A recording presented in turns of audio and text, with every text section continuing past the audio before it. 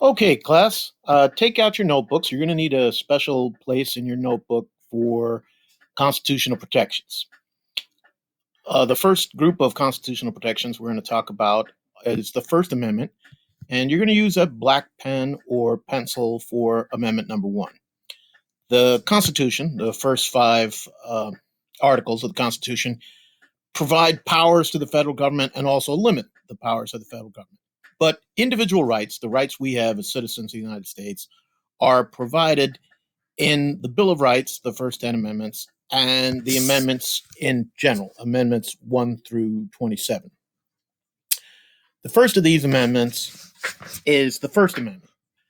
But although the Bill of Rights was written by James Madison primarily, he had a lot of input from many politicians from different parts of the country, from different states, people with different interests and different agendas.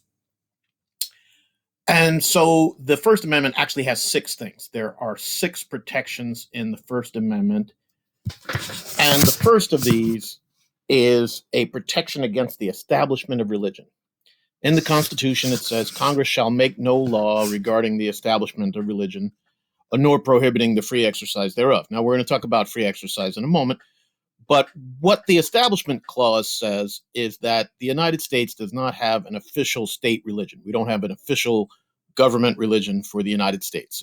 In France, the official religion was the Catholic Church. In the Netherlands, they had the Dutch Reformed Church. In Russia, they had the Russian Orthodox Church. And in these places, the government could interfere with religion and religion could interfere with the government, and there were problems with that. So we decided that in the United States, there would be no established religion. We wouldn't play favorites. The government wouldn't favor one Christian denomination or sect over another. The Methodists would not have a better position than the Baptists, and the Episcopalians couldn't lord it over the Quakers, and so on and so forth. So this was going to provide with religious toleration and separation of church and state. Also, the Free Exercise Clause says that the government should not be interfering with how and where and when you pray and what kind of religion you have. There were some challenges to this. The Jehovah's Witnesses did not want to say the Pledge of Allegiance because they saw that as worshiping false idols or praying to graven images, and that this would be a violation of the First Commandment. When the case went to the Supreme Court ruled that Jehovah's Witnesses not saying the Pledge of Allegiance is not going to have a deleterious effect on the overall good of the country. It's not going to matter very much. And it's more important that they could practice their religion freely. And so they were allowed to abstain from saying the pledge. There were some Native Americans in Arizona, the Mescalero Apaches, and part of a coming of age ceremony involved the taking of peyote, which was an illegal drug, controlled substance.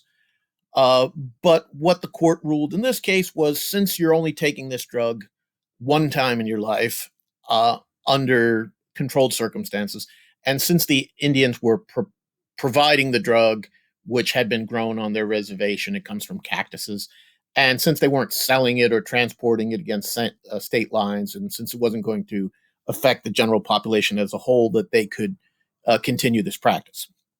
However, the Church of Jesus Christ of Latter-day Saints, the Mormon Church, believed in plural marriage, that a man could have several different wives at the same time.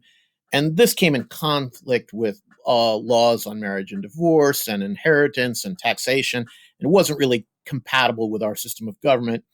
The United States government fought a small war against the Mormons. And in 1890, the Church of Jesus Christ of Latter-day Saints decided to outlaw the practice of polygamy. So in that case, the religion had to adapt to the government instead of the other way around. So, for example, if you had a religion that said it was okay for you to rob banks, or that it was a sacrament for you to shoot people or eat babies or drink blood or something like that, you would not be protected by the First Amendment. Let's move on. The third provision in the First Amendment is that citizens have the right to free speech. Now, this is primarily about the right to criticize the government. You can say what you want about government leaders, including the president, and it's okay. There are lots of speech that is not protected. Famously, Oliver Wendell Holmes Jr. said that no one has the right to falsely yell fire in a crowded theater because this would create a clear and present danger. So, slander, when you're lying about someone and defaming them, or libel, when you print lies about other people that might hurt their business or their reputation, those are not protected. Extortion, threats, fighting words, obscenity. What the court ruled about obscenity was that local jurisdictions would judge what is obscene according to local standards. You might be able to yell something at a cab driver in New York City that might be perfectly acceptable there. But if you were to yell the same thing during choir practice for the Mormon Tabernacle Choir in Salt Lake City, Utah, you might get arrested. And so the court ruled that they're not going to define obscenity, but they know it when they see it. So obscenity, fighting words, incite to riot, um, sedition, which would be encouraging people to overthrow the government, those things are not protected under freedom of speech. And basically anything that would constitute a crime involving speech, like give me all your money or I'll kill you, is not protected under freedom of speech. We also have freedom of the press, which has been extended to freedom of all media, the radio, the television, the internet, blogs, this kind of thing.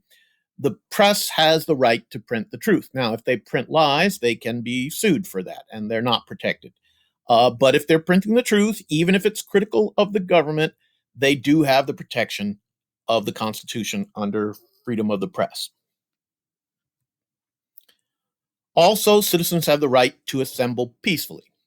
Now, there are limits to this. You can't assemble on private property. So if the Hells Angels decide to have a meeting in your living room, they're not protected by the right to peacefully assemble. It has to be in a public place, and you may have to get a permit, and you might have to provide bathrooms, and you're not allowed to block the sidewalk or the street, and it may take a certain amount of time for you to get the permissions and the permits necessary, but the government cannot straight out prevent you from having a rally or a demonstration or a protest, or they can't prevent strikers from picketing and that kinds of things. So we have the right to assemble peacefully, to have political rallies, to have protests, to have demonstrations.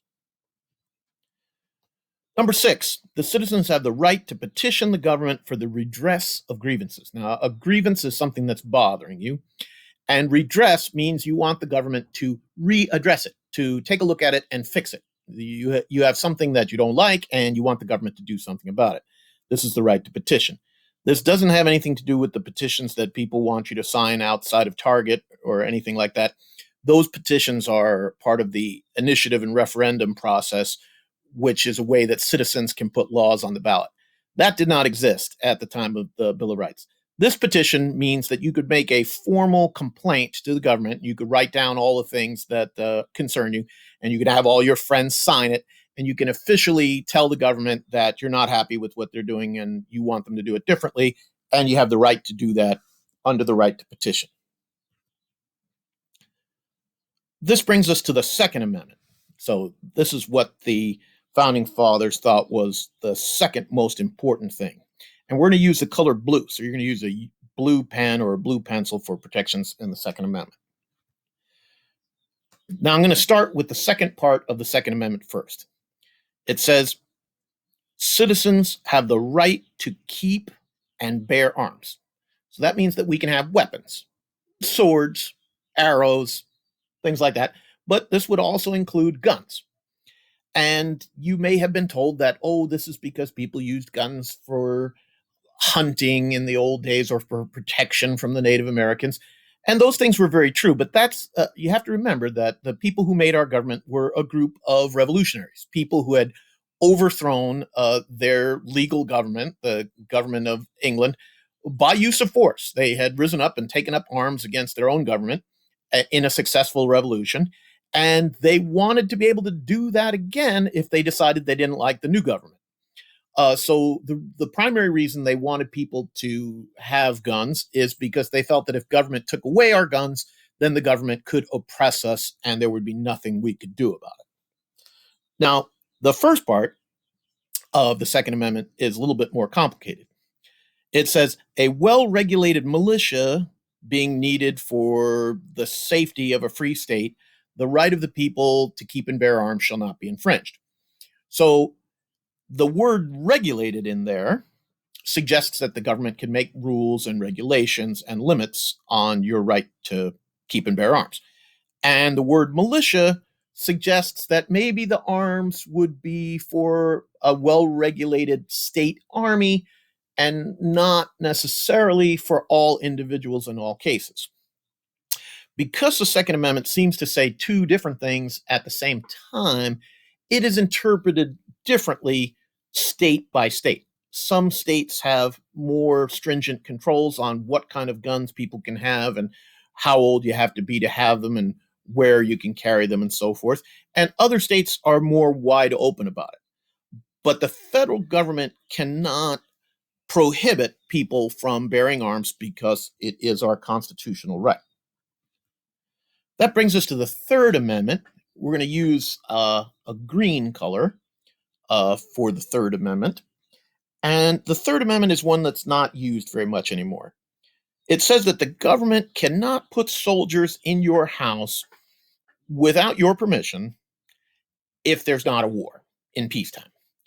And this was a big concern for the Founding Fathers because during the time of the Stamp Act and the Boston Tea Party and things like that, the government of England did house soldiers in colonist homes. And that was a big problem for them because some of them were smugglers and involved in illegal activities, and having soldiers living in their house really, harshed their buzz.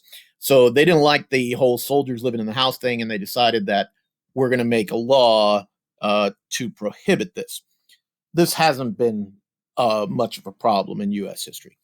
Now, the second part says that if there is a war, the government may keep soldiers in citizens' homes, but only in a manner prescribed by law. Prescribed means written down ahead of time. So if they're going to keep soldiers in your house, there has to be a war, and they have to make a law that says how many soldiers go into each house and who decides which houses get the soldiers and how long can they stay and do they have to pay you for it and so forth. And all that has to be written down ahead of time. They can't just willy-nilly put soldiers in your homes. Now, there were soldiers housed in private homes during the Revolutionary War and the War of 1812, and it was a bigger problem in the Civil War because the entire war was fought in the United States. But since then, most of our wars have been fought overseas, so keeping soldiers in houses here would not be practical.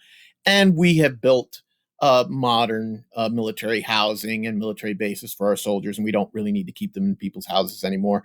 So this is a problem that has basically been solved. All right, that's it for the first 10 protections. Tune in next time when we'll learn about the Fourth Amendment.